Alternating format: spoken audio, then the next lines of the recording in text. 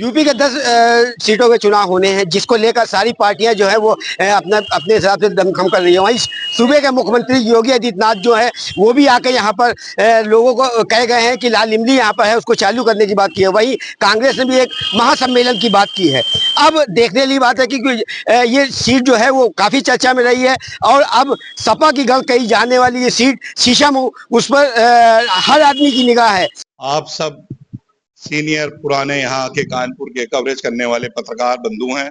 आप अच्छी तरीके से जानते हैं कि जिस परिवार का आप नाम ले रहे हैं, यहाँ पे ये परिवार 40 साल से जनप्रतिनिधि के रूप में सेवाएं दे रहा है। हाजी इरफान सोलंकी के मरहूम फादर हाजी मुश्ताक सोलंकी साहब यहाँ पर विधायक रहे। उसके बाद उनके इंतकाल के बाद उनके बेटे हाजी इरफान सोलंकी भी विधायक कई बार रहे। आपने देखा होगा कैसे उनके ऊपर अत्याचार किया गया, कैसे उनके ऊपर मुकदमे लगा करके उनको जेल में डाला हुआ है। वो न्यायालय की लड़ाई है, न्यायालय में चल रही है। मगर अब जनता की जो अदालत में लड़ाई आई है, वो लड़ाई अब जनता तय करेगी।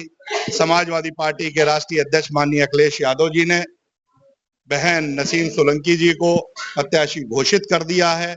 आने वाले आप समय में देखेंगे ये चुनाव समाजवादी पार्टी नसीम सोलंकी का नहीं, ये सीसामऊ की जनता का चुनाव है और सीसामऊ की जनता करारा जवाब भारतीय जनता पार्टी को देगी और भारतीय जनता पार्टी यहाँ पे मुंह की खा के जाएगी, इसमें कोई शक नहीं है। आप देखिएगा ये प्यार किए हुए 40 साल का ये जो मेहनत की हुई है रात दिन सोलंकी परिवार की, समाजवादी पार्टी की, माननीय राष्ट्रीय अध्यक्ष जी के नेतृत्व में ये चुनाव सारी पार्टी की लीडरशिप लगी हुई है और हम लोग जन जन तक जाएंगे और जा करके हम सबको जोड़ करके एक कारवा बना करके भारी मतों से नसीम सोलंकी को विजयी बनाने का कार्य करेंगे। आप देखिएगा कि ये चाहे जितने हाथ पांव मार ले, जितनी सरकारी मशीनरी का इस्तेमाल कर ले, कोई फर्क नहीं पड़ने वाला। जितने मंत्री डेरा डाले हैं उसका 2 गुना मंत्री और डेरा डाल लें। मेरा इस सरकार से सिर्फ इतना कहना है कि जितने आपने मंत्री डाले हैं वो अभी थोड़े हैं, और बढ़ाइए मंत्री, क्योंकि जनता इरफान सोलंकी के साथ है, श्री अखिलेश यादव जी के साथ है, समाजवादी पार्टी के साथ है और सच्चाई के साथ है। आना चाहिए, उनकी पार्टी के बड़े नेता हैं, बिल्कुल आना चाहिए, वो भी। अब इस टाइम हम यूपी के कानपुर और शीशमऊ में खड़े हैं। यहाँ की जनता है, उनसे बातचीत करते हैं कि आपकी इनको क्या रुख रहेगा और क्या किसको जिताएंगे। क्या नाम है आपका? हमारा नाम राजीव भाई। अच्छा, आपकी क्या लग रहा है कि किसको जिताना है? शीशमऊ की सीट है, इसमें किसको जिताना है? हर पार्टी का अपना एक अलग मैसेज है और जहाँ पब्लिक का मामला है तो पार्टी एक क्वालिटी देके प्रत्याशी की। अब जहाँ सपा और भाजपा इतना आसमान पे चल रही है तो अभी अपना पार्टी प्रत्याशी नहीं नियुक्त कर पा रही है। और जहां तक पब्लिक बेस पे है तो शीशामऊ पे अगर देखा जाए तो सूर्यदस्ती घूम रहा है। अगर पार्टी सूर्यदस्ती टिकट देती है तो फिर कोई पार्टी कोई मुद्दा ले आए, हर मुद्दे उसके आगे फेल है। सपा का गढ़ कहीं नहीं जाने वाली। 25 साल से सपा का विधायक गढ़ सवाली के मुसलमान जागृत हो चुका है। वो एक परिवार के चक्कर में अपनी कौम पे कलंक का टीका नहीं लगवाना चाहती है। अगर क्वालिटी पार्टी के अंदर है कि जो जनप्रिय नेता है, 2 बार उसको तुम्हारे रैली खराब की, अब जब अगर कहीं मामला जीतने का आ रहा है, आ गया तो आएगा तब जब सूर्यदस्ती जैसे जो झाड़ू और ईमानदार जो मुस्लिम क्षेत्र 7% वोट पा चुका प्रत्याशी है और ये उसकी जीत और हार सांसद बता रहा है। चाहे आर्यानगर विधानसभा हो, चाहे शीशमऊ विधानसभा, उसको 1500-5500 वोट से चुनाव हरवाया गया। वो हारने वाला प्रत्याशी नहीं था कि वो शहर लेवल का नेता था, मगर पार्टी ने उसको मजबूर कर दिया कि रेस में दौड़ने वाला घोड़ा उसको गली में दौड़ा दिया, उसका पैसा बर्बाद किया। उसका कैरियर तो बना कि क्वालिटी शहर के अंदर है, मगर पार्टी को बख्शा नहीं है क्यों ब्राह्मण है। तो भारतीय जनता पार्टी ब्राह्मणों का लड़वा रही है, फिर हवा आती वो दलित आएगा, तो सवाल दलित का नहीं, सवाल ये कि पार्टी को प्रत्याशी की क्वालिटी देखना चाहिए। आज जनरल है, कल दलित रहेगी तो क्या वो ब्राह्मण को खड़ा कर सकती है पार्टी? बढ़िया उसकी नजर में नहीं है क्या शीशा मुंह में? क्या पंजाबी उसकी नजर में नहीं है? क्या सिंधी उसकी नजर में नहीं है? तो अब गढ़ तोड़ना है तो पहले अपने अंदर अपना आत्मबल मजबूत कर ले। तो पार्टी का आत्मबल मजबूत नहीं आज की तारीख में।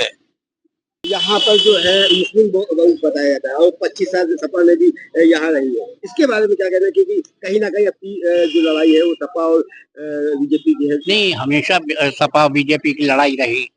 वो परंपरागत एक सीट हो गई, हाजी मुश्ताक सोलंकी से इरफान में आई और इरफान ने अपनी मतलब उनकी पत्नी को टिकट दिया है।